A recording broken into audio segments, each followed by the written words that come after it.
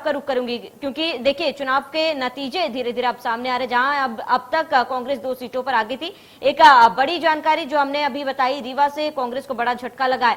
क्या लगता है जैसे जैसे समय आगे बढ़ता जाएगा कांग्रेस का परफॉर्मेंस और बेटर होगा?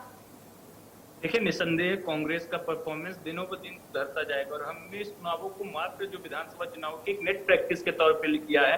हमने अपने कार्यकर्ताओं को एक्टिव किया, हमने अपने संगठन को एक्टिव किया, हमने कमलनाथ जी के नेतृत्व में हमारी जो भी लीडरशिप है उसको एकजुट किया। इन चीजों पर हमने जोर दिया। वहीं देखिए, आज भारतीय जनता पार्टी का जो घर है वह बिखरा हुआ नजर आता है और यही कारण है कि आप देखिए इन परिणामों में अगर सबसे ज्यादा कोई हतोत्साहित हो रहा है तो वह भारतीय जनता पार्टी का नेतृत्व और भारतीय जनता पार्टी के लोग हैं। जहां से विष्णुदत्त शर्मा और वीडी शर्मा का ससुराल है वो सीट हार गई तो भाजपा। आप देखिए ग्वालियर चंबल संभाग में जहां 2-2 केंद्रीय मंत्रियों को भारत सरकार की जो महत्वपूर्ण दायित्व जिम्मेदारियां छोड़ करके उनको उतारने के बावजूद ग्वालियर की सीट हार गई। इसी प्रकार से उज्जैन और बुरहानपुर में तमाम दबाव डालने के बावजूद, तमाम तरीके की छल प्रपंच करने के बावजूद भी भारतीय जनता पार्टी उन सीटों को जीत नहीं सकी। शिवम जी, राज्यसभा सांसद के बेटे हारे हैं रीवा से।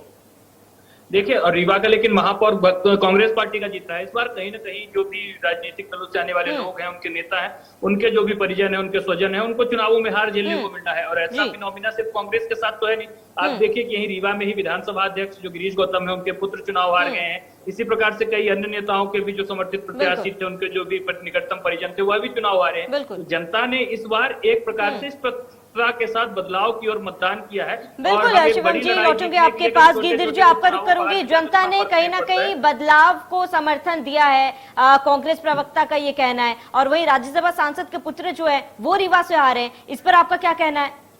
देखिए, पहली बात तो शिवम जी को एक्सेप्ट करना पड़ेगा जो सच्चाई है। फिर ये बात कर रहे हैं कि इसका ससुराल था। साहब, ससुराल था तो क्या हो गया? हमने क्या किसी को वहां से टिकट दे दिया? तो कैसी बातें कर रहे हैं? बचकानी बातें करने की भी एक सीमा होती है।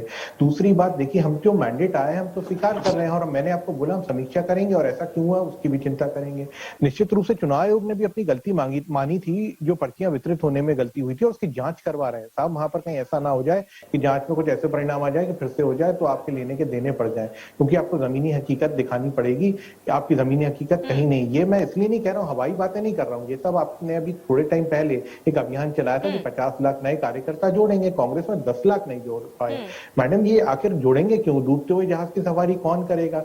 दूसरी बात, कांग्रेस में देखिए, यहाँ पर कमलनाथ जी सामने चैनल से आके बोलते हैं मुझे सीएम बनना है। यहाँ पर इनके मिस्टर बंटाधार नंबर 1 यानी कि दिग्विजय सिंह जी बोलते हैं मुझे बनना है, पचौरी जी को बनना है, और राहुल सिंह को बनना है, इनके अनेकों नेता, अरुण यादव को बनना है। लेकिन आपने कभी भारतीय जनता पार्टी में किसी नेता को, चाहे हमारे कैलाश जी हो, चाहे नरोत्तम जी हो, चाहे सिंधिया जी हो, चाहे अन्य प्रभात झा जी हो, सभी लोग एक ही बात बोलते हैं कि यहाँ पर हमारे नेता शिवराज जी रहेंगे, हमारे मुखिया, हमारे जनसेवक हैं वो। तो देखिए, यहाँ पर जो है बहुत अंतर है। कैडर बेस्ड पार्टी है, हवाई बातें करने से बात नहीं बनती है शिवम जी। और कांग्रेस का एक आचरण जो है वो उसको बदलना पड़ेगा। ये गाय बैल और के निशान से हाथ के पंजे पे आ गई एक कॉर्पोरेट पार्टी बन चुकी है। अब ये जनता इसे नहीं स्वीकार करेगी। लेकिन अगर जो रुझान है, रुझान की बात करें, अगर पहले चरण के जैसे रुझान आए थे, इसके साथ ही नतीजे, माफ कीजिएगा, नतीजे सामने आए थे, और दूसरे चरण के रुझान जो है अब धीरे धीरे सामने आ रहे हैं। कहीं ना कहीं ये साफ देखा जा रहा है कि कांग्रेस जो है, अगर 2015 के चुनाव के नतीजों की बात की जाए और फिलहाल के नतीजों की बात की जाए,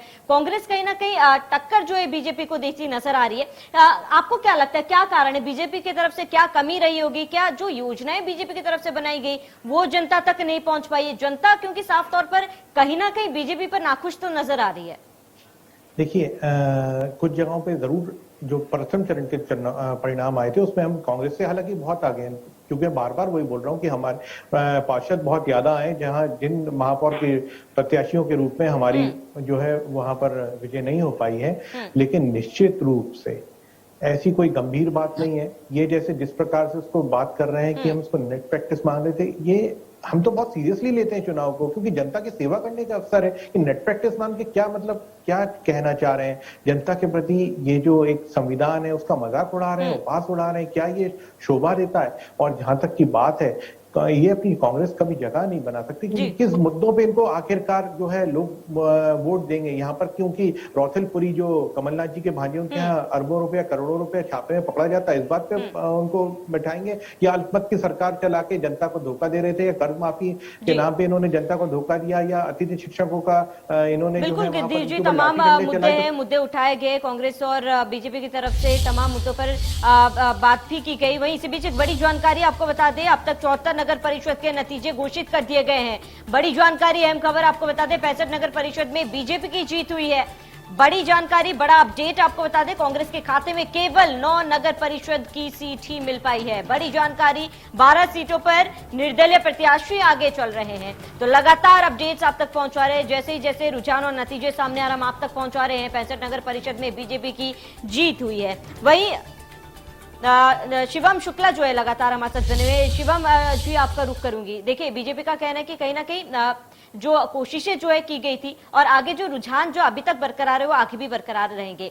लेकिन अगर कांग्रेस की बात की जाए तो कांग्रेस ने चुनाव प्रचार किए, तमाम बड़े नेता जो है वो भी मैदान में उतरे थे, लेकिन उसके बावजूद भी कहीं ना कहीं कांग्रेस तमाम जगहों पर पिछड़ती हुई नजर आ रही है। आपने कहा कि जीत तो दर्ज की गई, लेकिन जो कांग्रेस के लिए अहम सीटें थी, जहां पर कांग्रेस जो थी काबिज थी, ऐसे 3 मंत्री जो है वहां से हारे हैं। देखिए, सबसे महत्वपूर्ण चीज है कि हमने इन चुनावों में एक बड़ी लड़ाई लड़ने का संकल्प लिया था। हमारा जोर था कि ज्यादा से ज्यादा महापौर हमारी पार्टी के जीत के आए, और पार्षदों के लिए भी हमने, देखिए, आपसे पिछली बार की तुलना में इस बार हम गेंद पे ही है। अब मैं बार बार बोल रहा हूँ कि अगर इन चुनावों में सबसे ज्यादा किसी राजनीतिक दल को नुकसान उठाना पड़ा है तो वो भारतीय जनता पार्टी है। आप देखिए, कांग्रेस ने अपने पूरे संगठन को इन चुनावों में मजबूती के साथ जमीन पर उतारा और उसके सकारात्मक परिणाम आपके सामने है।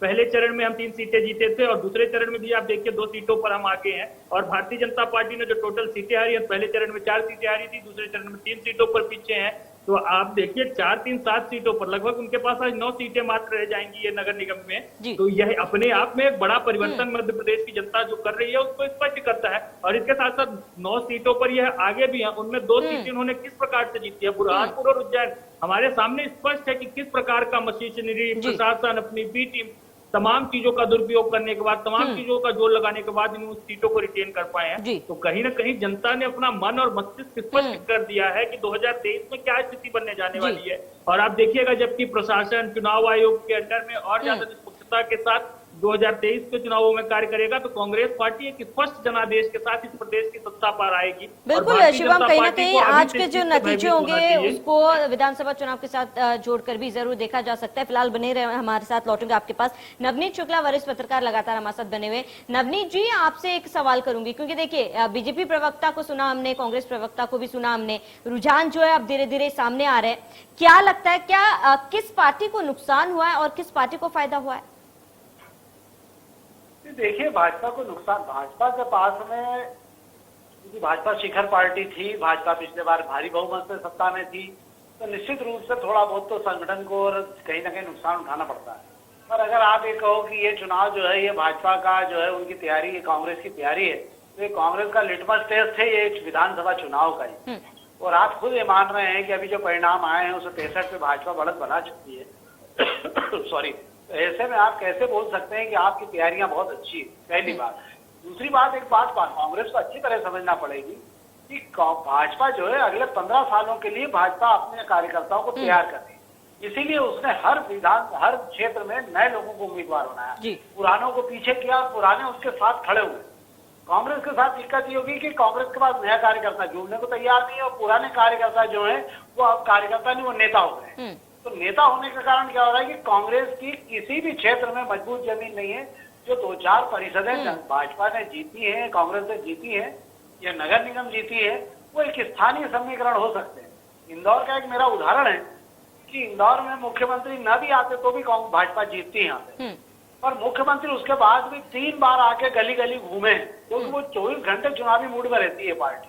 और जबकि कमलनाथ जी के और फॉर्म भरवाने आए और कार्यकर्ताओं की एक बैठक में चले। हेलीकॉप्टर तैयार रखने से कुछ नहीं होता, हेलीकॉप्टर की राजनीति नहीं हो सकती, यहाँ जमीन की राजनीति करना पड़ेगी। बिल्कुल नवनीत जी, लेकिन कई ऐसे सीटें जहाँ पर भाजपा द्वारा, सीएम द्वारा प्रचार किया गया था, लेकिन वहाँ पर बीजेपी पिछड़ती हुई नजर आ रही है। मध्य प्रदेश, छत्तीसगढ़ की हर खबर सीधे आपके मोबाइल फोन पर।